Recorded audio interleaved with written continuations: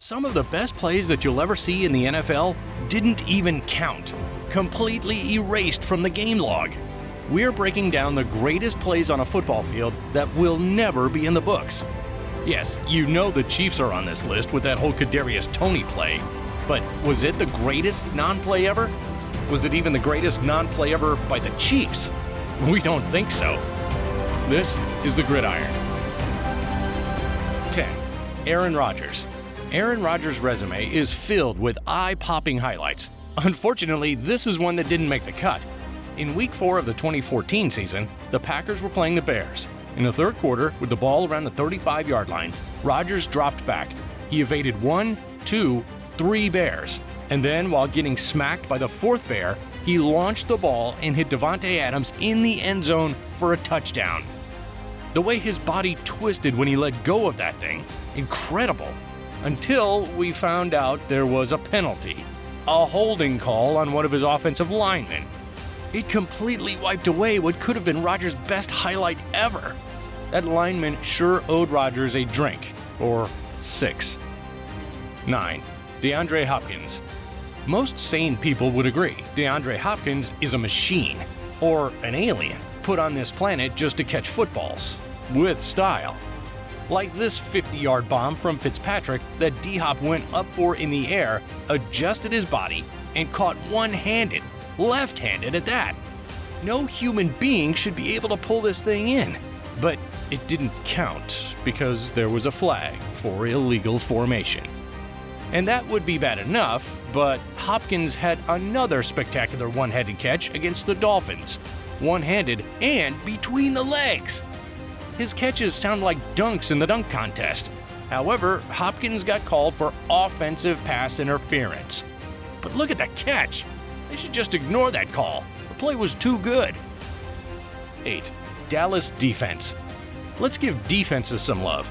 In a game against the Raiders, Dallas was down 7-6 in the first quarter. The Raiders had the ball around their own 25 and hit Darren Waller across the middle of the field, but Jaron Kearse immediately hit him and knocked the ball loose. The ball was bouncing toward the sideline fast, but Keanu Neal was faster and smarter. He kept his feet in bounds, twisted himself around, and tossed the ball back into play, right into the hands of Kearse. Those two combined for one of the greatest forced fumbles and fumble recoveries you'll ever see. But here's the problem. The refs said it was an incomplete pass. I don't know. There was certainly a case for a completion and a fumble. It was so close, but that's how it was called. And the Cowboys defense got robbed of an amazing highlight. 7. Steve Smith. Steve Smith made a career of embarrassing defensive backs, especially in big moments. Like in this one, Smith and his Ravens were down 27-24 to their division rivals, the Bengals. There was less than a minute left in the game, 3rd and 10 on their own 20. Flacco threw it deep, and Smith caught it while a Bengal defender went down. 2 more defenders were in his vicinity, but he evaded them and ran it in for what should have been the game-winning touchdown. But wait, that cursed yellow flag was on the ground. The play was called back because Smith was called for interference on the DB that fell down. That's a tough call. Does Smith affect him all that much?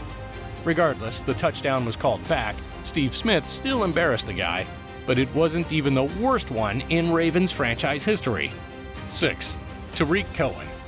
The Bears and Steelers had gone into overtime. It was 2nd and 9 inside their own 30, and the Bears handed it off to Tarik Cohen. Tarik turned the Jets on and off and pulled out a series of juke moves on almost the entire defense. There were only 11 Steelers on the field, but it looked like he faked out 15 of them on his way to the walk-off touchdown. But the refs called it back. They said he stepped out of bounds a ways before the end zone. Watching the replay, you'd need a magnifying glass to see if he truly stepped out. Many people believe he stayed in. Tarik himself said, "I definitely know I scored a touchdown. Shot that dagger 3 like Ray Allen." Except the refs erased his dagger with that call. 5. Jamar Chase. Joe Burrow and Jamar Chase are going to have tons of highlights before their careers are over. But one of the best ones, with half a minute left in the game, the Bengals were down 20-14 to the Steelers. They needed a touchdown. So who did Burrow go to? Jamar Chase. He's always open. this time to the far right of the end zone. A beautiful, one-handed, body-contorting grab to lead the Bengals to a division win. But here's the thing. Jamar Chase wished he wore shoes one size smaller because his toes just barely touched out of bounds. So the touchdown didn't count. Sometimes you don't want big feet. Just ask Kevin Durant. 4. Lamar Jackson. We told you the Ravens would be back on the list. This time with their star quarterback Lamar Jackson. It was the fourth quarter and his Ravens were losing to the division rival Steelers 21-17. It was time to make some magic happen. Lamar dropped back but was instantly in trouble as the pocket was collapsing. Lamar proved to be too slippery for the lineman, and then he went on to show that he was too fast for everyone else, sprinting through a tight crease, racing past 5 Steelers defenders for the go-ahead touchdown late in the game. The only thing that stopped Lamar was a holding call on one of his linemen. Yep, it was called back. Number 68. He owed the team an explanation, and probably owed Lamar a fancy dinner after that one. 3. Dez Bryant. It was on the sideline to Dez Bryant, who leapt in the air and caught it over the DB. He came down just a yard or two from the end zone. It was looking like the Cowboys were going to punch it in soon after with that spectacular grab by Dez. But upon further review, the ref said that he didn't maintain control as he fell to the ground. The ball just barely popped out. So it went from a spectacular catch that could lead to a likely game-winning score to an incompletion and turnover on downs. 2. Travis Kelce. Midway through the 2023 season, the Chiefs are a contender, but they haven't looked as sharp as usual. They're trailing the Ravens and Dolphins for that number 1 seed in the AFC. Every game counts. Against the Buffalo Bills, they were down 20-17 with less than a minute and a half to go.